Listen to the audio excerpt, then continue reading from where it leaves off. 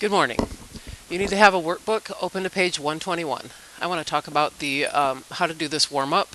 So you're given a graph, and if you look at the graph, it says concentration parts per million of some sort of mixture. And down here, this is days. And so they're talking about when is it increasing and when is it decreasing. Increases means when it's getting higher, the concentration getting higher. Decreasing means when it's getting lower. And then for number 2, you're talking about when is it the highest and what is the concentration. So you'll have to look at the graph, look at your x coordinates and your y coordinates. And the whole point of this is to just understand what are the x coordinates representing, what are the y coordinates representing in this, in order to make inferences from a graph. The last two are the ones I wanted to talk about before you do the warm-up, because you may not remember what x-intercept means. If you do, you can go ahead and say it.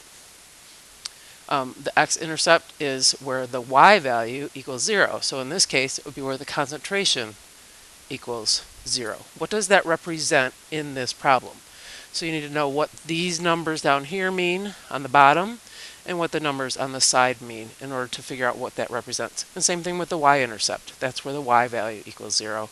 Where the x value equals 0. So the x-intercept is where the y value equals 0. The y-intercept is where the x value equals 0. So the y-intercept will be on the y-axis. The x-intercept will be on the x-axis. Now you need to pause the video and do your warm-up. So the concentration is increasing from here to all the way up here. So during what days are they increasing? From day 1 or day 0 all the way down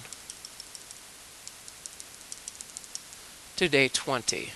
From days 0 to 20. And then at day 20 it starts to decrease. The concentration is decreasing.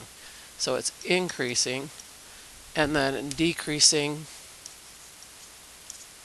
days 20 through 41, it looks like. If you look, we have a 40 and we have a 42, so halfway between there would be day 41. After how many hours, these must be hours, excuse me. After how many hours is the concentration of medicine at its highest? At day 0, the concentration is 2 parts per million. At hour 0, and then at hour 20, our concentration is 22 parts per million. So after how many hours is the concentration at its highest? After 20 hours. After 20 hours, the concentration is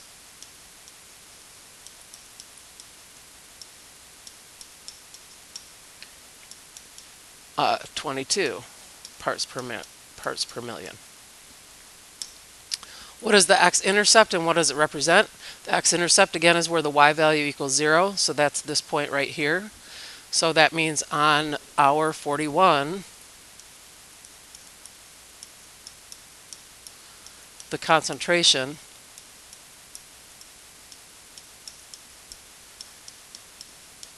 equals 0.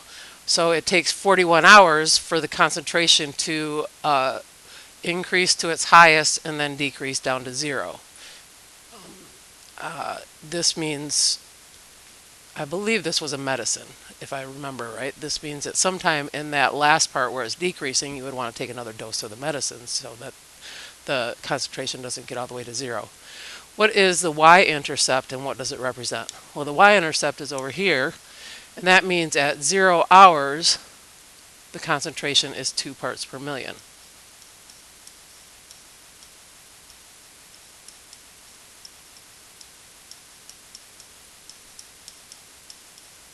So before they took the medicine, they had a concentration of 2 parts per million. That might be when you wanted to take it, so you might want to take it again at hour 40. I'm not sure, because I'm not a doctor, but that's your warm-up. The lesson today is talking about, so you will need the guided notes that your teacher would have handed out to you, and we're going to start at the top left where it says standard form of a polynomial function. And what does that represent? the standard form, and we looked at this same representation yesterday in your notes. This standard form of a polynomial, and we talked about this yesterday, arranges the terms in descending order. What does that mean? Well, that means you start with the highest power and arrange the terms by power, not coefficient, but by power.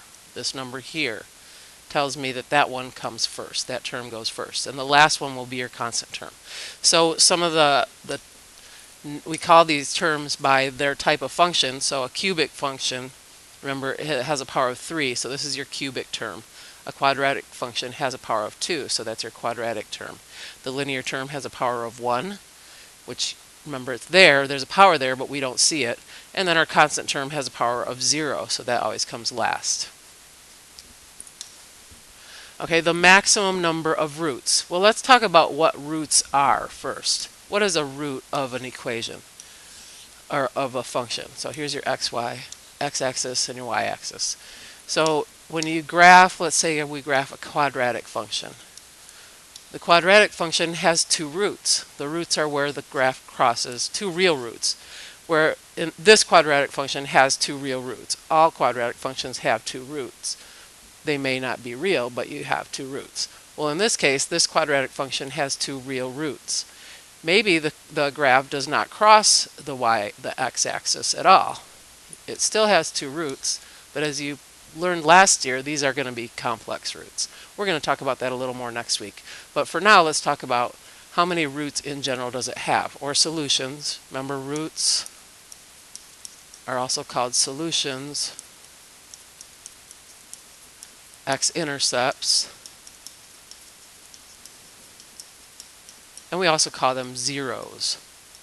So these names all mean the same thing. We kind of use them interchangeably. We use different ones of these for different things. So like if I told you to solve, you're looking for the solutions. The solutions are where the graph crosses the x-axis usually, but sometimes they're not when you have complex solutions. So let's go back to this page. The maximum number of roots is always determined by the degree of the polynomial. And we learned yesterday that degree, remember, is the what? The highest power.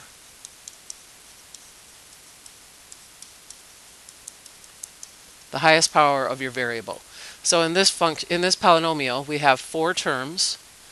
We have a power of 4, 5, 1, and you could say this x to the 0.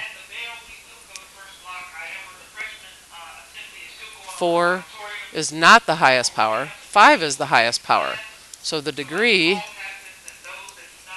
of this polynomial is 5, which means that the maximum number of roots also equals 5. So the degree, if the degree is, whatever the degree of your polynomial equals, that's also your maximum number of roots. So you need to know what degree means, which if you refer back to your notes from yesterday, degree means the highest power of your polynomial.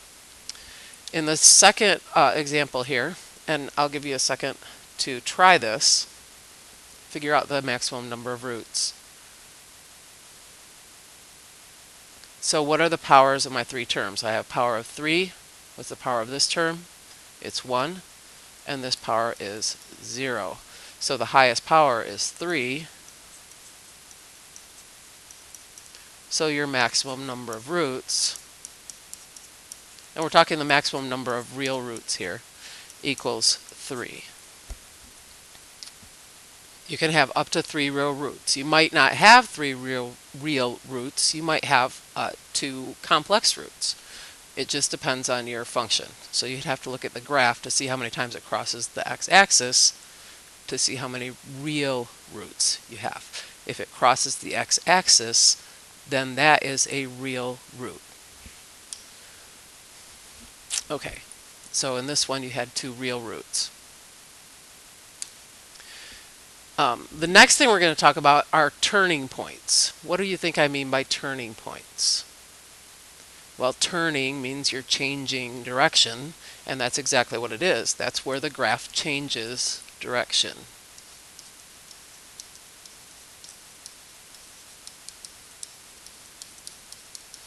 So it might be decreasing and then it starts increasing, and it might change direction many times during the course of its journey through the graph. So in this graph, it's coming down here, and then we have a minimum, and then we go up to we call it a local maximum, because it goes up and then decreases again, so we call that a local maximum. And so we decrease, increase, increase, decrease, increase. So we change direction once here, we change direction once here, we change direction again here. So you've got, we call the turning point as where the graph changes direction. So this function has 3 turning points because it changed direction 3 times. The second graph here only changes direction 1 time. This one, you can't really see that it changes direction at all. It doesn't ever decrease, but this one does. And it's funny because this is a cubic function and this is a cubic function. This one has 0 turning points. This one has 2 turning points. It changes direction here and it changes direction here. So turning points are determined by the degree of your polynomial. I thought I had that on here.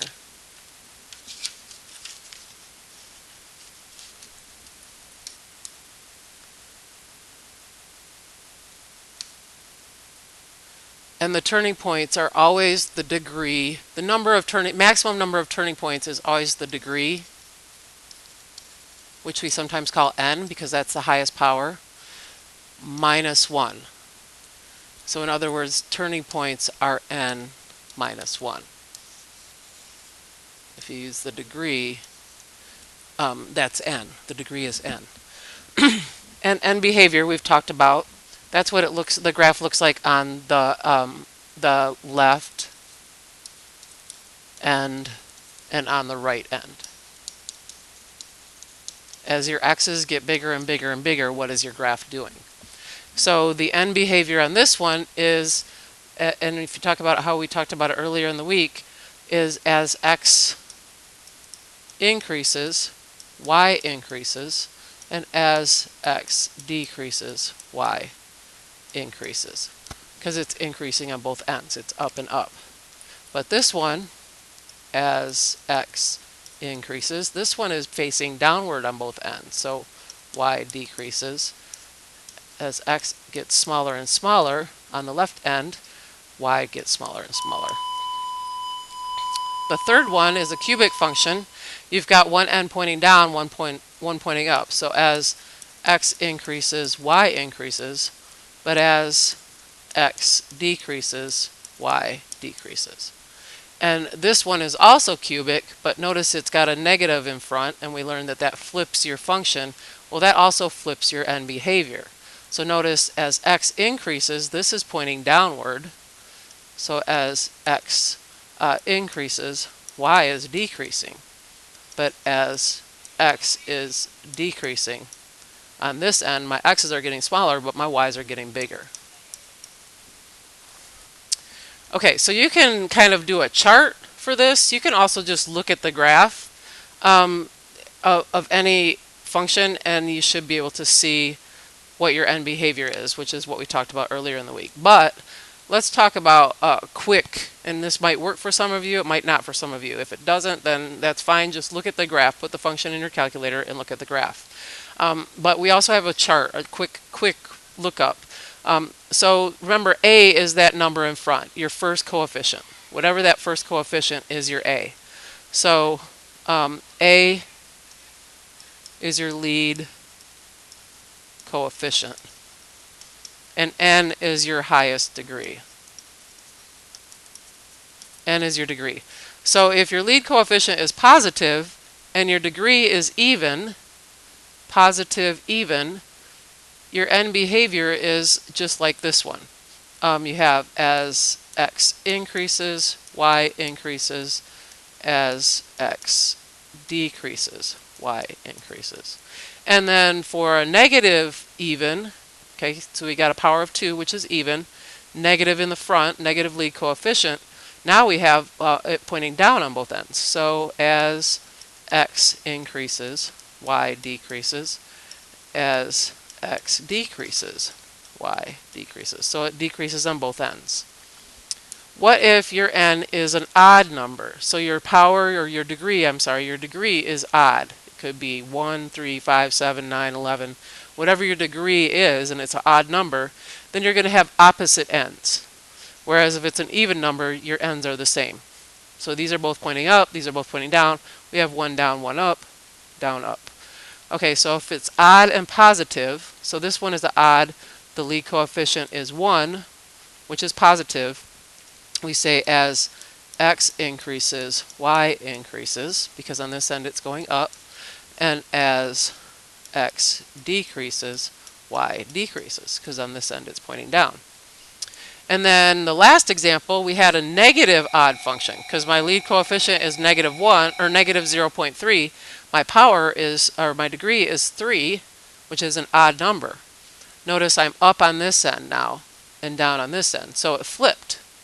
Your domain and range, not your domain and range, your end behavior flips because the function flipped over the x-axis. So as x increases, y decreases now, because on this end it's going down. This is where the x's are positive. This is where your x's get smaller. As x decreases, y is increasing. So you can also use this chart if that's easier for you, or you can put the graph in your calculator and just look at the ends. That might be the easiest way for most of you to check these functions, the end behavior of these functions. So describing the end behavior. Consider the leading term of the polynomial. What is the end behavior? What is the end behavior of this function? So this function has, if you put the function in your calculator, or if you don't, if you use that little chart, let's look at the front of this graph, of this equation. We've got two terms. This one has a power of 3, this one has a power of 1. So my degree, or my n, equals 3. And my lead coefficient is the number in front of that highest powered term. So the lead coefficient is 4. And it's a positive 4. So that's positive. And this is an odd number. So a positive odd function will have this end behavior right here. So we've got as x increases, y increases, as x decreases, y decreases. So as x increases, y increases, as x decreases, y decreases. And then you can check it in your calculator. You should be able to see the ends are going up on the right and down on the left. The second equation here, let's see, I have a power of 4, 3, 2, and 0. So I'm going to be looking at this term only. So the first term, what is my n? Well, n is 4 because the degree is 4, and my lead coefficient is -2. Is 4 odd? Because we want to know whether n is odd or even. So n is going to be odd or even.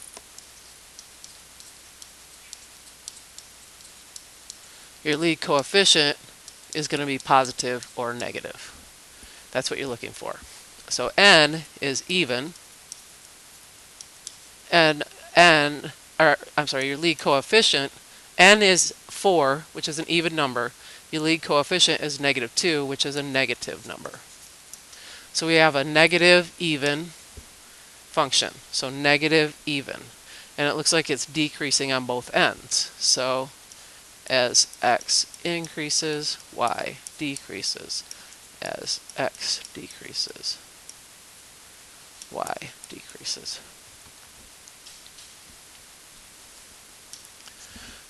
What about the maximum number of turning points? And I kind of hinted at what the formula for that is. The maximum number of turning points is just the the degree, or n, minus 1, or degree minus 1. So you have to know the degree, right? I guess I wrote that here for you. You have to know the degree of your polynomial. What if I don't know the degree of the polynomial, but I have the graph? Well, from the graph, if I look at it, I have no turning points in this one, right? What kind of function is this? It's a linear, which has a power of 1, and is 1, just for an FYI. And this one, from looking at the graph, there's no turning points. Well, this one has 1 turning point, and what kind of function is this? Well, this is a quadratic function, so n equals 2. And both of these are cubic. They're odd functions, I know, because their ends are going in opposite directions. This one has 0 turning points, and this one I know is a cubic because there's 3 roots. So, and I can see it's got to be odd because it's opposite directions on both ends. So I can see there's 3 roots. I know there's 1, 2 turning points. So in this one I know, in both of these I know n equals 3.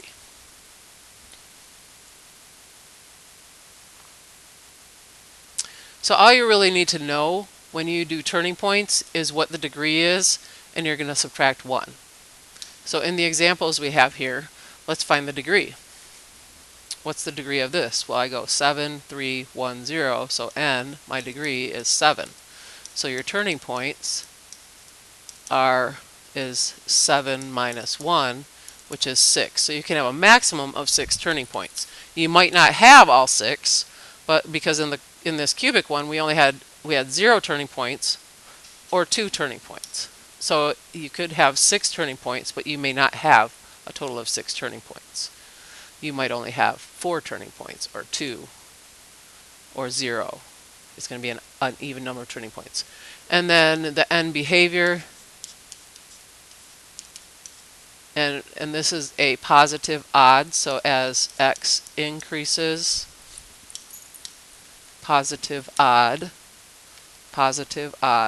it's increasing on the right and decreasing on the left.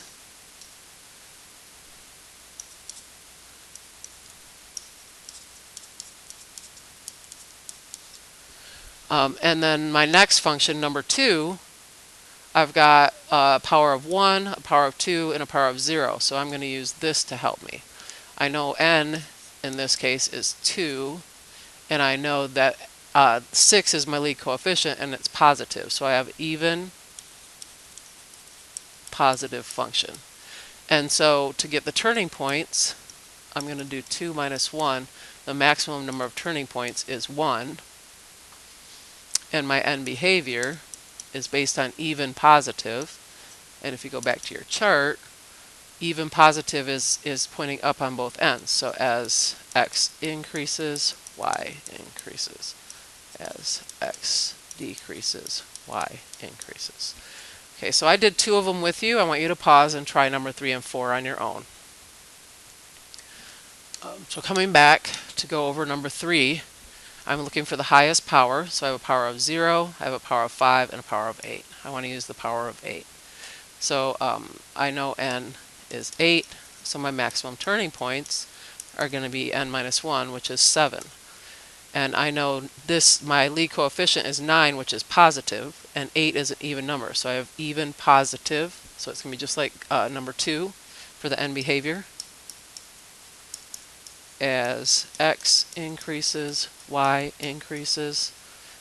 As x decreases, y increases.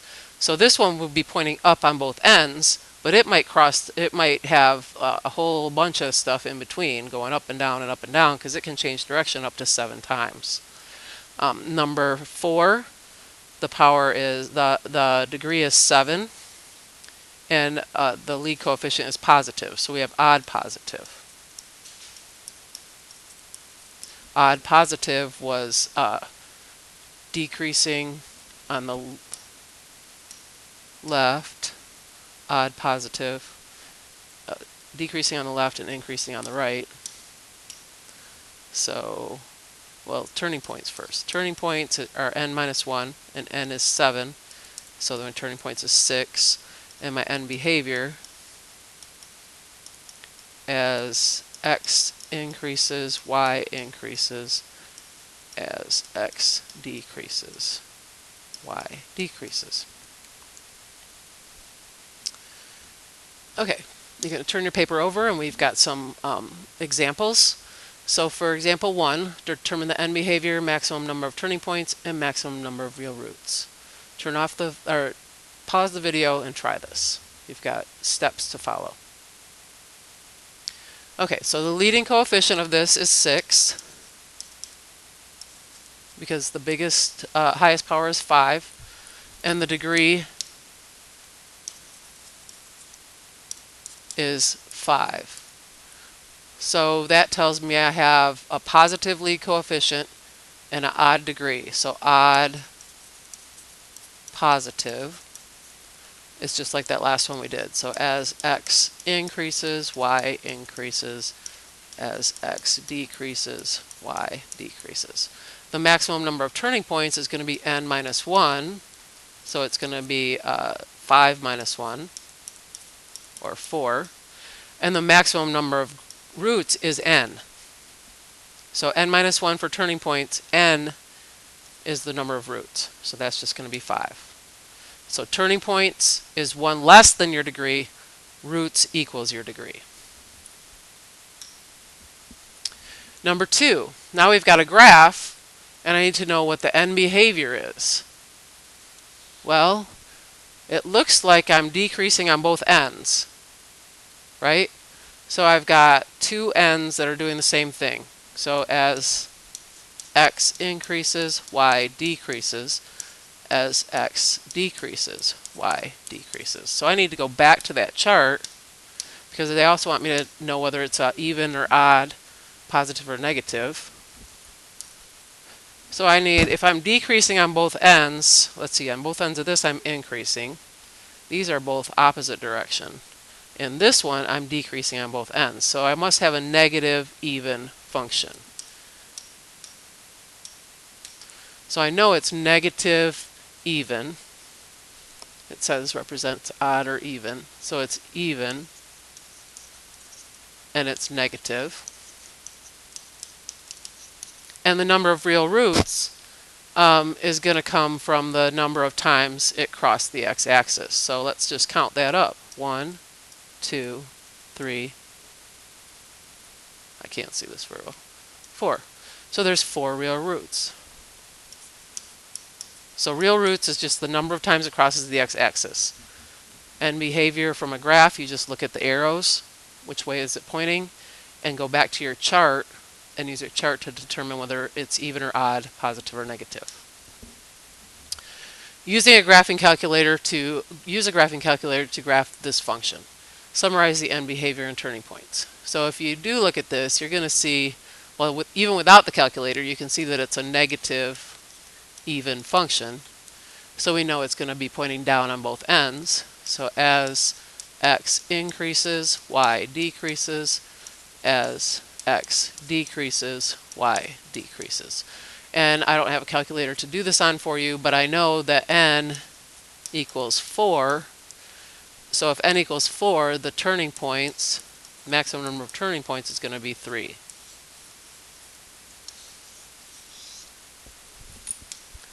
And the last example, create a rough sketch of the graph of a 6th degree polynomial with a positive leading coefficient. So we know it's even, so it's because it's 6th degree, n is 6, and our lead coefficient is positive. Even positive is pointing up on both ends. So if I create a graph, I know it has to have ends that are pointing up. Now, what about turning points and roots? Well, I know if n equals 6, my roots can be up to 6 real roots. And I know my turning points are going to be 6 minus 1, which is 5. I don't have to have 6 real roots, but I could. And I could have up to 5 turning points. So I have to point up on both ends, so I'm just going to do 6 roots. I think that's the easiest way to do this. So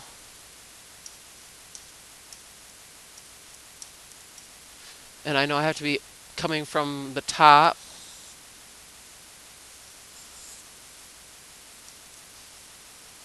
and pointing up on the end. Now, yours doesn't have to look exactly like mine. It just has to have all these qualities. It has to have a maximum of 6 roots, maximum of 5 turning points, and it has to be pointing up on both ends. Your assignment is going to be the worksheet A in that lesson in the book.